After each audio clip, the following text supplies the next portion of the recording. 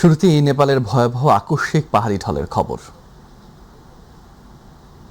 নেপালের তিব্বত সীমান্তের রসুয়া জেলায় নজিরবিহীন আকস্মিক পাহাড়ি ঢলে অন্তত ৩১ জনের মৃত্যু হয়েছে। এই ঘটনায় ১০৫ ভারতীয়, যুক্তরাজ্যের নাগরিক সহ প্রায় ৪০০ জন পর্যটক নিখোঁজ রয়েছেন। বুধবার হঠাৎ করে চীনের স্বায়ত্তশাসিত অঞ্চল তিব্বত থেকে পাহাড়ি ঢল এসে শত শত ঘরবাড়ি এক মুহূর্তের মধ্যে ভাসিয়ে নিয়ে যায়। এছাড়া সীমান্তবর্তী অঞ্চলটিতে কিছু প্রকল্পের কাজও চলছিল, সেগুলো এই ভয়াবহ বন্যায় ভেসে গেছে। ঘটনাস্থলে উদ্ধার অভিযানে ১৪টি হেলিকপ্টার ও উদ্ধারকারীদের মোতায়েন করা হয়েছে। হাফিজা খানম জ্যোতির রিপোর্ট।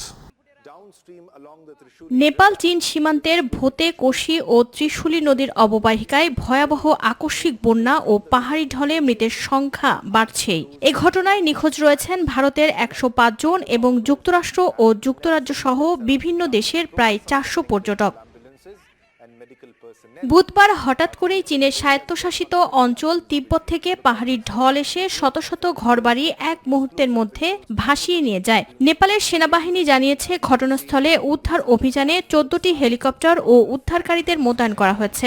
এ ঘটনায় উদ্ধার অভিযানে সর্বাত্মক সহায়তার ঘোষণা দিয়েছে ভারত ও চীন। নেপালের সেনাবাহিনী ক্ষয়ক্ষতির ব্যাপারে এক বিবৃতিতে বলেছে, সকাল ৯টার দিকে ভতিকোশি নদীর পানি বেড়ে বন্যা পরিস্থিতির সৃষ্টি হয়। এই আকস্মিক বন্যায় রাসুয়া জেলার তিমুর এবং পার্শ্ববর্তী সায়াফুরবাসী এলাকায় ব্যাপক ক্ষয়ক্ষতি হয়েছে। বন্যার পানিতে গাড়ি, পণ্য এবং অন্যান্য সম্পদ ভেসে গেছে। ভয়াবহ এ বন্যার পর পুলিশ ও সেনাবাহিনীর ৩২ সদস্য নিখোঁজ হয়ে যান। নেপালের প্রধানমন্ত্রী বলেন্দ্র শাহ উপদ্রুত এলাকাগুলোতে উদ্ধার অভিযান অব্যাহত রাখার নির্দেশ দিয়েছেন বলে জানা গেছে। হাফিজা খানম জ্যোতি, মাই টিভি নিউজ ডেস্ক। এবার অন্যান্য প্রসঙ্গ। রাতারাতি আইনশৃঙ্খলা পরিস্থিতির বৈপ্লবিক পরিবর্তন সম্ভব নয় উল্লেখ করে স্বরাষ্ট্রমন্ত্রী সালাউদ্দিন আহমেদ বলেছেন, সরকার দায়িত্ব নেয়ার পর সব ঘটনা বিচারের আওতায় এসেছে। আর বিএনপির ভারপ্রাপ্ত মহাসচিব রুহুল কবির রিজভী আহমেদ বলেন, ৪৮ বছর আগে যে সংকট ও সংগ্রামের পথ ধরে বিএনপির পথ চলা শুরু হয়েছিল তা দেশের কল্যাণে আজীবন অব্যাহত থাকবে। নয়াপল্টনে আলাদা অনুষ্ঠানে তারা এসব কথা বলে। ইসুফ আলীর রিপোর্ট। পবিত্র ঈদে মিলাদুন্নবী উপলক্ষে নয়াপল্টনে দলের কেন্দ্রীয় কার্যালয়ে দোয়া ও মিলাদ মাহফিলের আয়োজন করে বিএনপি।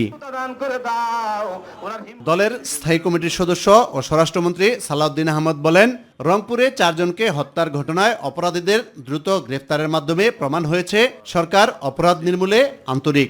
সরকারের ৬ মাস অতিবাহিত হয়েছে। এই দায়িত্ব নেওয়ার পরে একটি ঘটনাও নাই, এমন কোনো অপরাধ নাই যেটা সংগঠিত হওয়ার পরই পুলিশ বাহিনী সেটা গ্রেফতার করতে পারে নাই বা বিচারের আওতায় আনা নাই। একটি ঘটনাও নাই। এটাই বাংলাদেশে বর্তমান সরকারের কৃতিত্ব। এই অল্প সময়ের মধ্যে আর বেশি কিছু আশা করা আমাদের মনে হয় ঠিক হবে না। রাতারাতি বৈপ্লবিক পরিবর্তন আমরা কেউ আশা করতে পারি না। ইনশাআল্লাহ আমরা আমাদের মাননীয় প্রধানমন্ত্রী, এদেশের গণমানুষের নেতা জনাব তারেক রহমানের নেতৃত্বে, নির্দেশনায় আমরা আইন শৃঙ্খলা পরিস্থিতিকে একটা এমন পর্যায়ে উন্নীত করতে পারবো, ইনশাআল্লাহ জনপ্রত্যাশা পূরণ হবে। এই বাহিনী জনবান্ধব বাহিনী হিসেবে নিজেদেরকে প্রতিষ্ঠা করবে। ৪৮তম প্রতিষ্ঠাবার্ষিকী উপলক্ষে দলের কেন্দ্রীয় কার্যালয়ে যৌথ সভার আয়োজন করে বিএনপি। প্রতিষ্ঠার জন্য যৌথ সভা শেষে সংবাদ সম্মেলনে দলের ভারপ্রাপ্ত মহাসচিব রুহুল কবির রিজভী আহমেদ বলেন, প্রতিষ্ঠাবার্ষিকী সফল করতে সাবেক রাষ্ট্রপতি জিয়াউর রহমান ও প্রধানমন্ত্রী বেগম খালেদা জিয়ার মাজারে ফাতেহা পাঠ ও পুষ্পস্তবক অর্পণ সহ ৫ দিনের কর্মসূচি গ্রহণ করেছে বিএনপি। বিএনপিকে আন্দোলন সংগ্রামের মধ্যে দিয়ে পরিচালিত করলেন। বিএনপি আগুনে পুড়ে পুড়ে একটি খাঁটি সোনায় পরিণত করেছিলেন বেগম খালেদা জিয়া। ভয়ঙ্কর নিপীড়ন, নির্যাতন, ফ্যাসিবাদী অত্যাচারের মুখেও বিএনপির ন্যূনতম তারা ক্ষতি করতে পারেনি, বিএনপিকে পর্যুদস্ত করতে পারেনি। গৌরবের ৪৮ বছর পার করেছে বিএনপি। অনেক সংগ্রাম, অনেক সংকট, অনেক শোককে ধারণ করেই বিএনপির পথ চলা। আশা করি আগামী ১ সেপ্টেম্বর ৪৮তম প্রতিষ্ঠা বার্ষিকী সাফল্যমণ্ডিত হবে। ইউসুফ আলী, মাই টিভি, ঢাকা।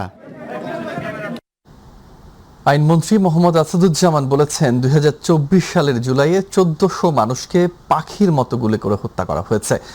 এরপরও মুখোশধারীরা ফ্যাসিস্ট পুনর্বাসনের ষড়যন্ত্র অব্যাহত রেখেছে। ফ্যাসিবাদ যাতে দেশে আবার পুনর্বাসিত হতে না পারে এবং কেউ যেন ফ্যাসিস্ট হয়ে না ওঠে সেজন্য একটি রোডম্যাপ তৈরির আহ্বান জানান তিনি। রাজধানীতে ঈদে মিলাদুন্নবী উপলক্ষে আয়োজিত এক অনুষ্ঠানে তিনি এসব কথা বলেন। আমরা বিশ্বাস রাখি এই বাংলাদেশে ফ্যাসিজম যাতে আবার পুনর্বাসিত না হয়, আমরাও যাতে ফ্যাসিস্ট হয়ে উঠতে না পারি, সেরকম একটি রোডম্যাপ আসেন তৈরি করি। শুধু বিরোধিতার জন্য বিরোধিতা নয়, যারা অন্ধ হয়ে আছেন, ফ্যাসিস্টের খুন খারাপি দেখছেন না, তাদের বলবো চোখ খুলুন, আল্লাহ প্রদত্ত দুটি চোখ খুলুন। সেটা যদি না পারেন তাহলে অন্তর্চক্ষু খুলুন, আপনারা দেখতে পাবেন। আসেন, একসাথে হাঁটি, একসাথে চলি, দেশ গড়ার কাজে আমরা মনোনিবেশ করি। ত্রয়োদশ জাতীয় সংসদের তৃতীয় অধিবেশন বসছে আগামীকাল বৃহস্পতিবার।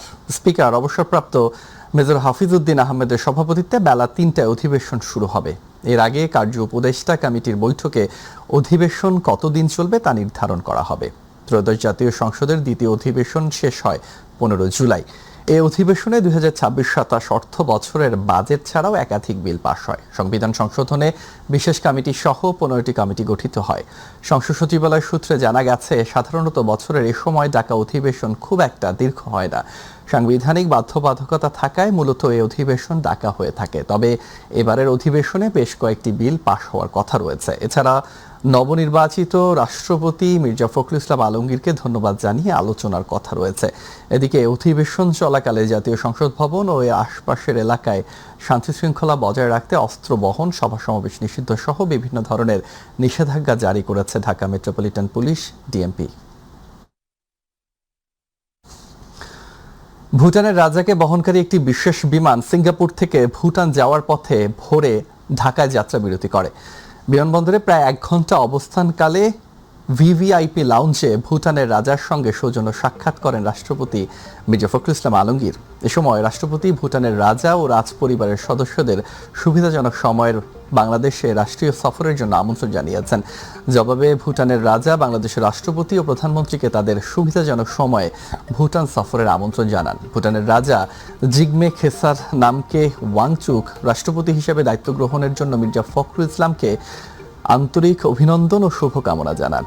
রাষ্ট্রপতি বাংলাদেশের জনগণ ও সরকারের পক্ষ থেকে ভুটানের রাজা ও রাজপরিবারের সদস্যদের প্রতি উষ্ণ শুভেচ্ছা জানান। জবাবে ভুটানের রাজা ও বাংলাদেশের জনগণ ও সরকারের প্রতি শুভকামনা জ্ঞাপন করেন। বিশ্বনবী হযরত মুহাম্মদ সাল্লাল্লাহু আলাইহি ওয়াসাল্লামের জন্ম ও ওফাতের পূর্ণ স্মৃতিময় দিন আজ 12 রবিউল আউয়াল। সারা বিশ্বের মুসলমানরা এই দিনকে পবিত্র ঈদে মিলাদুন্নবী হিসেবে পালন করেন। হযরত মুহাম্মদ সাল্লাল্লাহু আলাইহি ওয়াসাল্লাম ছিলেন সর্বশেষ নবী ও রাসূল। তিনি পৃথিবীতে এসেছিলেন তাওহীদের মহান বাণী নিয়ে, প্রচার করেছেন শান্তির ধর্ম ইসলাম। পবিত্র এই দিনে বিশ্ব মুসলিম উম্মাকে শুভেচ্ছা জানিয়েছেন রাষ্ট্রপতি মির্জা ফখরুল ইসলাম আলমগীর এবং প্রধানমন্ত্রী তারেক রহমান। আতিকুর রহমান তিতাসের রিপোর্টে দেখুন বিস্তারিত। আরবি ক্যালেন্ডার অনুযায়ী 12 রবিউল আওয়াল বিশ্বনবী হযরত মুহাম্মদ সাল্লাল্লাহু আলাইহি ওয়াসাল্লামের জন্ম ও ওফাতের পূর্ণ স্মৃতিময় দিন। বিশ্বব্যাপী এই দিনটিকে পবিত্র ঈদে মিলাদুন্নবী হিসেবে পালন করেন ধর্মপ্রাণ মুসলমানরা। মহান আল্লাহর প্রেরিত ইসলাম ধর্মের সর্বশেষ নবী ও রাসূল হযরত মুহাম্মদ সাল্লাল্লাহু আলাইহি ওয়াসাল্লাম তাওহীদের মহান বাণী নিয়ে পৃথিবীতে এসেছিলেন, প্রচার করেছেন ইসলাম, একই সঙ্গে সারা বিশ্বে ছড়িয়ে দিয়েছেন শান্তির বাণী। সৌদি আরবের পবিত্র মক্কা নগরীর কুরাইশ বংশে 570 খ্রিস্টাব্দের এই দিনে মহানবী হযরত মুহাম্মদ সাল্লাল্লাহু আলাইহি ওয়াসাল্লাম জন্মগ্রহণ করেন। 632 খ্রিস্টাব্দের একই দিনে তিনি ইহলোক ত্যাগ করেন। মহানবীর বাবা আব্দুল্লাহ ও মা আমিনা জন্মের পূর্বেই মহানবী হারান বাবাকে এবং 6 বছর বয়সে মাতৃহারা হন তিনি। তার জন্মের সময় সমগ্র আরব নিমজ্জিত ছিল আইয়ামে জাহেলিয়াতের যুগে। এটি ছিল অজ্ঞতার যুগ কিংবা তমসাচ্ছন্ন যুগ। মহানবীর আগমনের সময়ে চুরি, ডাকাতি, খুন, রাহাজানি, হত্যা, ধর্ষণ, লুণ্ঠন সহ যাবতীয় অনাচারে ভরপুর ছিল সেই সমাজ। সেই আয়ামে জাহেলিয়ার যুগে মহানবী হযরত মুহাম্মদ সাল্লাল্লাহু আলাইহি সাল্লামকে সারা বিশ্বের জন্য রহমত স্বরূপ পাঠিয়েছিলেন সর্বশক্তিমান মহান আল্লাহ। 40 বছর বয়সে হেরা গুহায় মহানবী হযরত মুহাম্মদ সাল্লাল্লাহু আলাইহি সাল্লামের উপর প্রথম ওহী নাজিল করেন মহান আল্লাহ তাআলা। এর মধ্য দিয়ে শুরু হয় নবুয়াতের মহান দায়িত্ব। তিনি মানুষকে এক আল্লাহর ইবাদতের দিকে আহ্বান করেন, অন্যায়, জুলুম, শোষণ, মিথ্যা ও বৈষম্য পরিহারের শিক্ষা দেন। তার আহ্বানের মূল কথা ছিল তাওহীদ, ন্যায়, দয়া, মানবিক মর্যাদা ও নৈতিকতার প্রতিষ্ঠা। মক্কার জীবনে তাকেও তার অনুসারীদের নির্মম নির্যাতন সহ্য করতে হয়। পরে আল্লাহর নির্দেশে তিনি মদিনায় হিজরত করেন। মদিনায় তিনি শুধু একটি ধর্মীয় সম্প্রদায় গড়ে তোলেননি, বরং ন্যায়, পারস্পরিক দায়িত্ব, সহাবস্থান ও মানবিক মর্যাদার ভিত্তিতে একটি সমাজ প্রতিষ্ঠার দৃষ্টান্ত স্থাপন করেন। নবুয়াতের প্রায় 23 বছর ধরে বিশ্বনবী মানুষকে সত্য ও কল্যাণের পথে আহ্বান করেন। অবশেষে 63 বছর বয়সে মদিনায় তিনি ইন্তেকাল করেন। তার ওফাত মুসলিম উম্মার জন্য ছিল এক গভীর শোকের মুহূর্ত। যে মানুষটি তার সাহাবীদের কাছে ছিলেন সবচেয়ে প্রিয়, তার পার্থিব জীবনের অবসান তাদের জন্য ছিল অকল্পনীয় বেদনার।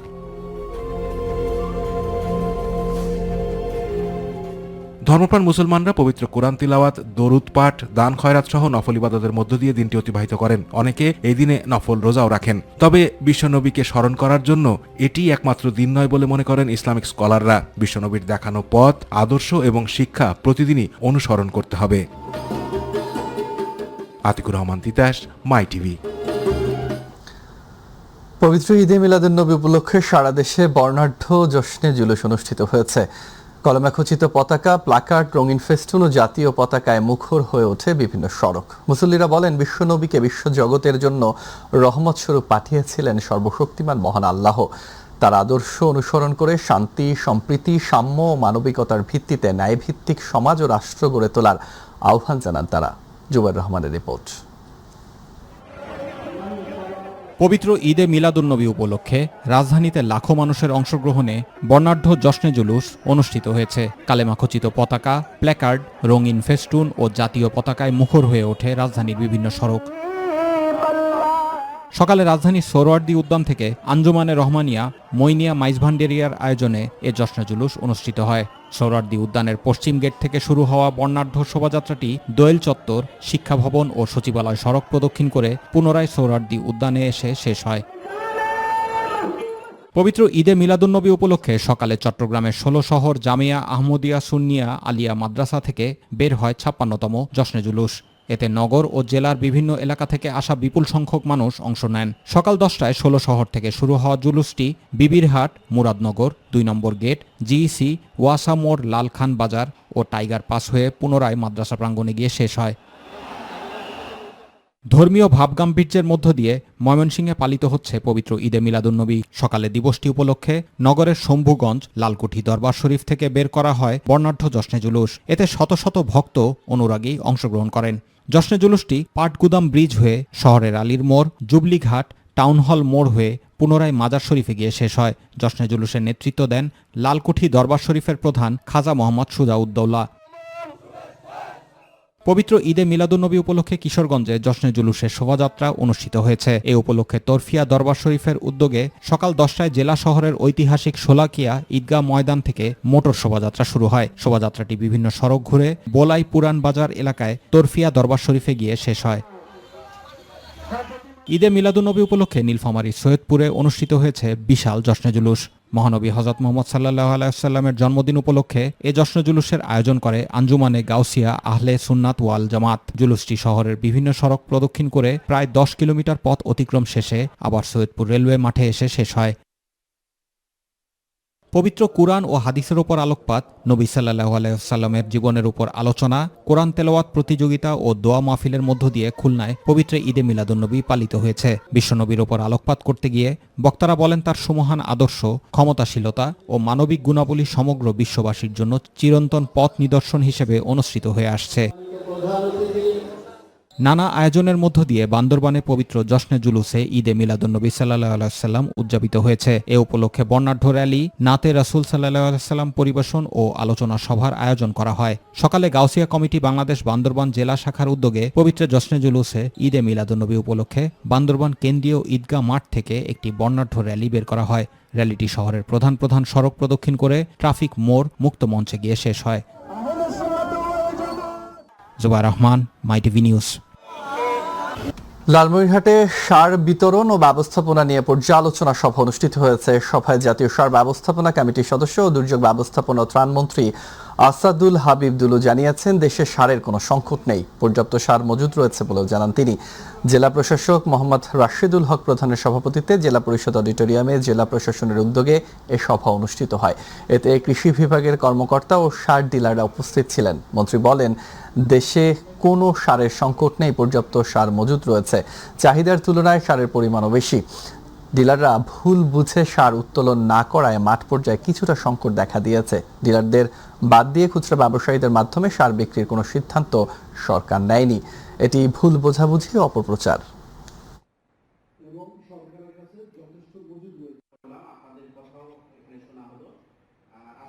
আমরা এ ব্যাপারে জিরো টলারেন্স, সার নিয়ে যদি কেউ দুর্নীতি করে বা অসৎ পথে যাওয়ার চেষ্টা করে তাদের বিরুদ্ধে ব্যবস্থা গ্রহণ করা হবে। এবং আমি আশা করি যে যতটা না বাস্তব তার চেয়ে বেশি রটানো হচ্ছে। আসলে আমি গতকালকে আলোচনা করে দেখেছি যে আমার জেলায় যে সারের বরাদ্দ গত বছর দেওয়া আছে তার চেয়ে অধিক বরাদ্দ দেওয়া আছে। সুতরাং সারের কোনো সংকট নেই। আমরা এটা ক্লোজ মনিটরিং করতেছি এবং জেলা প্রশাসনকে আমরা নির্দেশ দিয়েছি এই ধরনের কোনো যদি কেউ দুর্নীতির আশ্রয় গ্রহণ করে, অসৎ উপায়ে আশ্রয় গ্রহণ করে, তাৎক্ষণিক তাদের বিরুদ্ধে ব্যবস্থা। বরিশাল বিভাগে হাম পরিস্থিতি ক্রমেই ভয়াবহ হয়ে উঠছে। 24 ঘন্টায় হামে আক্রান্ত হয়ে বরিশাল শেরেবাংলা মেডিকেল কলেজ হাসপাতালে চিকিৎসাধীন 2 শিশুর মৃত্যু হয়েছে। স্বাস্থ্য বিভাগের তথ্য বলছে, চলতি বছরে বরিশাল বিভাগের বিভিন্ন হাসপাতালে হাম নিয়ে চিকিৎসা নিয়েছে প্রায় 15,815 জন। এর মধ্যে চিকিৎসা শেষে সুস্থ হয়ে বাড়ি ফিরেছে 14,952 জন। চলতি বছরে বিভাগের 6 জেলায় বিভিন্ন হাসপাতালে হাম আক্রান্ত সন্দেহে মৃত্যুর সংখ্যা দাঁড়িয়েছে 49, আর হাম আক্রান্ত হয়ে মারা গেছে 19 শিশু। বর্ষা এলেই জলাবদ্ধতায় দুর্ভোগে পড়েন সাতক্ষীরা সদর উপজেলার অধিকাংশ এলাকার মানুষ। প্রায় 6 মাসের অধিক সময় পানিতে নিমজ্জিত থাকে এসব এলাকার ফসলের মাঠ ও রাস্তাঘাট। এতে ফসল উৎপাদন ব্যাহত হওয়ার পাশাপাশি বিপর্যস্ত হয়ে পড়েছে জনজীবন। প্রতিনিধি ফয়জুল হক বাবুর তথ্য ভিডিও চিত্রে বিস্তারিত জানাচ্ছেন জুবাইর রহমান। সাতক্ষীরা সদর উপজেলার ধুলিহর ইউনিয়নের ঢেকুর বিলের হাজারো বিঘা ফসলি জমি এখন বৃষ্টির পানিতে নিমজ্জিত। এলাকাবাসীর অভিযোগ, বিলের পানি নিষ্কাশনের একমাত্র সংযোগ খালটি মৎস্য ঘেরের কারণে বন্ধ হয়ে যাওয়ায় পানি বের হতে পারছে না। ফলে ফসল উৎপাদন করতে না পেরে ব্যাপক ক্ষতির মুখে পড়েছেন কৃষকরা। সামনে ছাড়া আছে, পিছনে আটক আছে, এই যে ঘের মালিক যারা আছে তাদেরকে বলে আমাদের বাবার সম্পত্তি, এই বলি জোর পূর্বে তারা ঘের বেঁধে দিছে। সবাই ধান লাগাতে পারিছে, কিছু প্রভাবশালী ব্যক্তি তাদের বাপতি সম্পদ তারা খালের মুখে ঘের বেঁধে খালে পানি যাবার পথ বন্ধ করে কি এখানে 5টা-7টা গ্রামের মানুষ এইভাবে পানি বন্দী। আমরা শুধু ঢেকুর বিল নয়, একই চিত্র জাহানাবাদ, কোমরপুর, ফয়জুল্লাপুর সহ সাতক্ষীরা পৌরসভার কামালনগর, ইটাগাছা, মধুমোল্লার ডাঙ্গি, বদ্দিপুর কলোনি সহ বিভিন্ন এলাকায় অল্প বৃষ্টিতেই এসব এলাকায় সৃষ্টি হয় জলাবদ্ধতা। বছরের প্রায় 6 মাসেরও বেশি সময় পানিবন্দী থাকতে হয় অনেক পরিবারকে। ফলে পানিবাহিত রোগের পাশাপাশি বেড়েছে সাপের উপদ্রব। কেউ কেউ বাধ্য হচ্ছেন বাড়িঘর ছেড়ে অন্যত্র আশ্রয় নিতে। বর্ষা চলে গেলেও এই পানি সরে না, বহুত দিনের এই পানির সমস্যা। প্রতি বছর এরকম পানি ওঠে, রান্না বা খাওয়ার ব্যবস্থা হচ্ছে না। এদিকে কেউ খেয়াল করে না, প্রশাসনের কোনো নজর নেই। বাড়ি ছেড়ে চলে যাচ্ছি, বাড়ি থাকার কোনো অবস্থা নেই। যে মাটি পার হয়ে যাবে পানি, সে পানি যাওয়ার মতন কোনো সুযোগ নেই, যার কারণে আজকে আমরা শহরের উপরে পৌরসভার উপরে বাস করেও আমরা বঞ্চিত। ডিসি, এসপি বলো, চেয়ারম্যান বলো, মেম্বার বলো, কেউ দেখে না যে আমাদের বাচ্চা কাচ্চার অসুখ বিসুখ কিংবা ঘা পাত হয়ে যাচ্ছে, বাথরুম নেই, রান্নাঘর নেই, সব ঘর ভিতরে পানি, কেউ একবার তাকায় দেখে না। যদিও উপজেলা প্রশাসন বলছে, ঘের মালিকদের পানি নিষ্কাশনের ব্যবস্থা গ্রহণের জন্য বলা হয়েছে। 3 দিনের মধ্যে ব্যবস্থা না নিলে মোবাইল কোর্টের মাধ্যমে আইনগত ব্যবস্থা গ্রহণ করা হবে। আমি যত জানতে পেরেছি চেয়ারম্যান সাহেব ঘের মালিকদের সাথে কথা বলবেন, আর যদি এটা সাকসেসফুল না হয় তাহলে আমরা গণ উপদ্রব বা ঘেরের আন্ডারে যে ধারাগুলো পড়ে মোবাইল কোর্টের আওতায়, সেই জায়গায় আমরা মোবাইল কোর্টের ব্যবস্থা করব। অপরিকল্পিত মৎস্য ঘের ও অপর্যাপ্ত ড্রেনেজ ব্যবস্থাকেই জলাবদ্ধতার প্রধান কারণ হিসেবে দায়ী করছেন স্থানীয়রা। তাদের দাবি, স্থায়ীভাবে খাল দখলমুক্ত ও পানি নিষ্কাশনের ব্যবস্থা করা না হলে প্রতি বর্ষাতেই এ দুর্ভোগ আরও বাড়বে। জুবাইর রহমান, মাই টিভি নিউজ।